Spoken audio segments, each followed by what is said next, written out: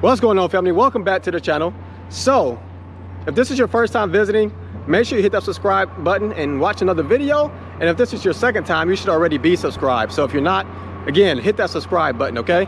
So today we are going to make a video per request. Shout out to Mark Anthony and shout out to James Matute. I'm not sure if I'm pronouncing that properly, and there was one other and I couldn't find the comment, so I do apologize for that third person. But per request, we're going to make a video on the 5 things to look out for when you're buying a C5 Corvette, okay? I'm not going to waste any time. I'm going to jump right into it. So number 1 is going to be the undercarriage. Now, the reason why I say that is because, of course, these cars are extremely low. I don't know if you guys see that there. So when I initially bought this car, I did not look underneath the car or on the bottom of the car to see if there was any damage. After jacking my car up for the first time, I did notice. Now, if you're looking standing here, of course you guys can't see that. Again, you got to get underneath here, and that's when it's noticeable. Now, most of the damage is going to be done up front, okay? You can see these scrapes here. You can see scrapes here. You can see scrapes here all along, okay? Now, those are going to be probably pretty common because this car does sit so low. There are also little rollers here. Now, I think the purpose of that is to make sure the car lifts up a bit, and that way it doesn't scrape. If you look here, the wheel is actually a little bit lower than this bar here. So I think the purpose of that is to lift it up. But I'm not 100% sure, okay? Furthermore, again, just more proof as to why you should look on the bottom here. I got some paint missing here, okay? Now, and here, if you guys can see that. I did those paint chips trying to put the car on the trailer, and I was taught some tricks to get it on for next time, but the first time I did it, I didn't know that I could put it on in an easier format. Now, the second thing that you can do when you're looking to purchase a C5 Corvette is to do a diagnostic on the car. Now, everyone does that for their car, right? Well, the Corvettes are able to do a self-diagnostic within the computer system itself. I think it's the same for the C5 and the C6. I'm not 100% sure, but I know the C5s for sure. This is how you do it. So what we're going to do is turn the car to the on position, but we're not going to start it. We just want all the lights to come on. So all we're going to do is hit number 4, which is options. We're going to hold that. We're going to push the fuel button 4 times. 1, 2, 3, 4. Now look at this diagnostic down here. You see that running right now? What the car is doing a self-diagnostic. Some of these codes are going to have an H underneath them, which means history. So at some point, this code came up and it was an issue, okay? Now, if it says C, then that's going to be current. Let's say that you are looking to purchase that Corvette. You can run those codes. If you have time, if it's not a lot, you can sit there and Google 2002 Corvette Z06 and type in that code, C, whatever it may be. And more than likely, it'll pop up the reason why that code came up. Now, you also have to remember these cars are about 20 years old. So the chances of them having a lot of codes come up is going to be extremely high. So just keep that in mind.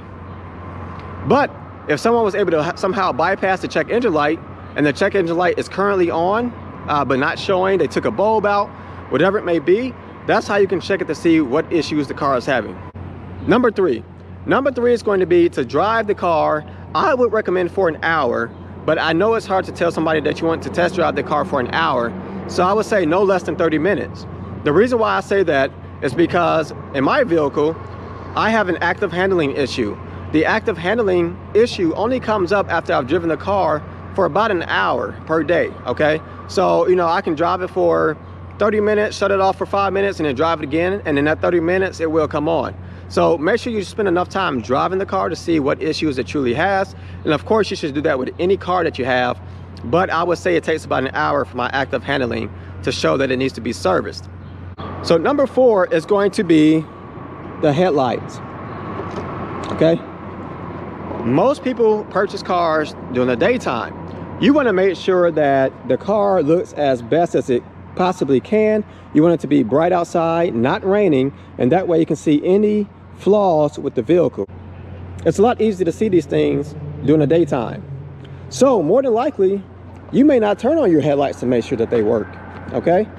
Now, I'm not referring to the actual headlights being the problem. Make sure your mechanism is working. Make sure each headlight is going up and down, okay? All right.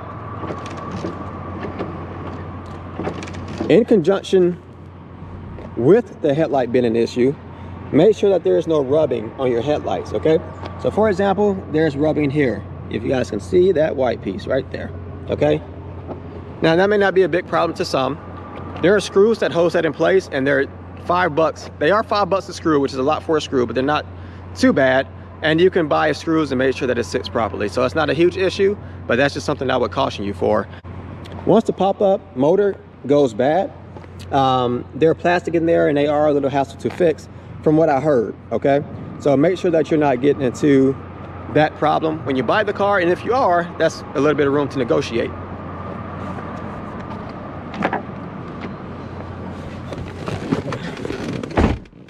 Coming inside the vehicle, it's going to be a little bit hard for you guys to see what I'm referring to. So here's your AC climate control, okay? My climate control doesn't completely light up, nor does my buttons here at nighttime, okay? So that goes back into the idea of looking at the car during the daytime. You're not going to be able to notice if this stuff is working or not. So what I'm going to do is I'm going to get a video of this later on tonight when everything's illuminated. But just so you guys can see what I'm referring to, I may have these two buttons that may not work, or these two don't light up. The buttons work, they may not light up.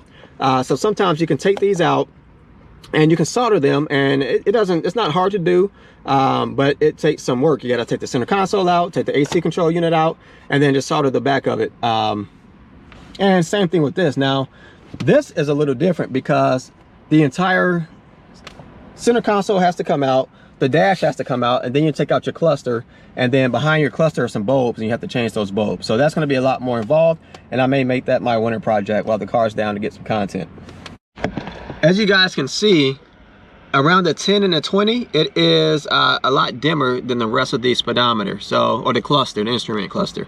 So that's what I mean in regards to the lights.